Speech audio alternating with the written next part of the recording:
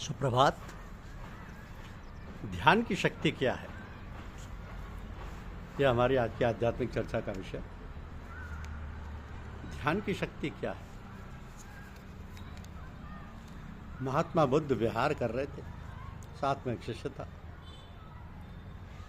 शिष्य ने पूछा, बनते ध्यान की शक्ति क्या है, मैं जानना चाहता हूँ। बुद्ध ने सुना पर उत्तर नहीं दिया। मार्ग में एक कुआं आया, सामने से एक यात्री आ रहा था, वो प्यासा था। उसने देखा कुएं के पास एक बाल्टी पड़ी हुई है और डोरी से बंधी है। उसने बाल्टी को कुएं में डाला, डोर खींची, बाल्टी ऊपर आई, उसमें पानी नहीं था। उसने फिर बाल्टी कुएं में डाली, डोर खींची, बाल्टी खाली आई। यात्री पानी नहीं पी सका और उसकी प्यास वैसी वैसी बनी रही, क्योंकि बाल्टी के पैंदे में छेद था। जितना पानी भरता वह ऊपर आते आते खाली हो जाता।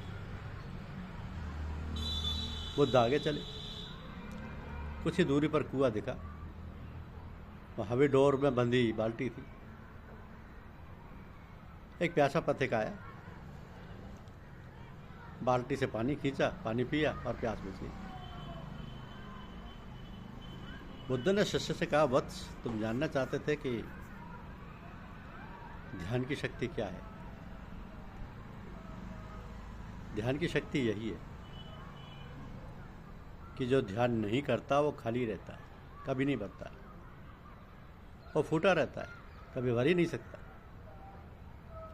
जो कुछ अंदर जाता है वो सारा की सारा निकल जाता है। जो ध्यान करता है, जितना अंदर जाता है उससे 1000 गुना बढ़ता है। ये ध्यान की शक्ति है, ये ध्यान की शक्ति है। परम पूज्य लाला जी साहब कहते हैं कि मेरी राय में अच्छा है कि केवल वो जाप जो बिना होठ और जीभ चलाए किया जाता है, जिसे हृदय का या मानसिक जाप कह सकते हैं, किया करें। और असभ्य, अनात्मीय, असंगत व्यक्तियों से बचकर अपने को शुद्ध व पवित्र रखें। परमात्मा के अतिरिक्त किसी अन्य की ओर आकर्षित न हो और न ध्यान दें, तथा चंचलता रहित होकर उसी एकमात्र परमात्मा की लगन व एकाग्रता प्राप्त करके उसकी उपस्थिति के स्मरण का दृढ़ संकल्प कर लें। सत्य और परमात्मा का प्रेम और समीपता प्राप्त करके अपने अहम व अस्तित्व को समाप्त करके उसी में तन्मय और तल्लीन होकर इसी स्थिति में अपने को विलीन और ले करके इसी दशा का स्थायित्व प्राप्त कर लें। तो स्थायित्व की ये स्थिति ही सबसे उच्चतम और सत्य पद तक पहुँचने या प्राप्त करने का सरलतम और विश्वसनीय उपाय व साधन है। क्योंकि समय परिवर्तनशील है, क्षण प्रतिक्षण परिवर्तन होता रहता है। इस प्रकार संसार में निरंतर कुछ न कुछ विशेष घटनाएं घटती रहती हैं।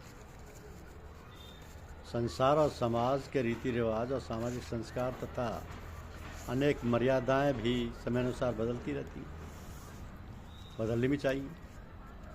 और ये कार्य समाज की जो अगुवाई करते हैं, जो समाज को दिशा निर्देश करते हैं, उनका कर्तव्य है कि वे समयानुसार परिवर्तन करने का चलन कर दें और लोग हमें इस प्रकार की भावना भर दें कि लोग वैसे समय को देखते हुए कार्यकलाप में परिवर्तन करते हैं। इससे कार्यकलाप सुचारू रूप से होती है और करने से और बरतने से सरलता और सहजता भी होती है। आजकल प्राय देखा जाता है कि जो सामाजिक रीति रिवाज हैं उनकी ओर लोग ध्यान न देकर उसी प्रकार चलते हैं, कार्यकलाप करते हैं जैसा देखते हैं अपने से संपन्न लोगों को।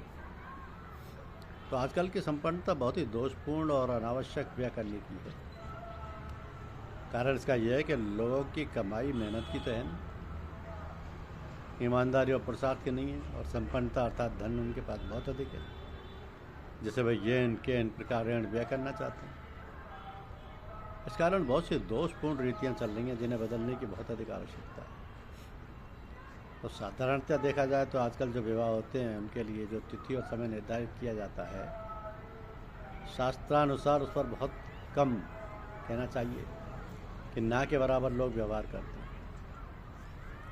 तो हमारे शास्त्रानुसार जो संस्कार है वो ठीक प्रकार से नहीं हो पाते, क्योंकि लोग जो आजकल की उटपटांग परिपाटी है उसी का अनुसरण करते हैं। ना समय का विचार, ना उचित अनुचित का विचार, सब ऐसे ही कार्य करते हैं, जिससे समाज को व्यक्ति के सिवाय हानि के कोई लाभ नहीं होता। ये सब बातें बहुत विचारणीय और परिवर्तन योग्य हैं।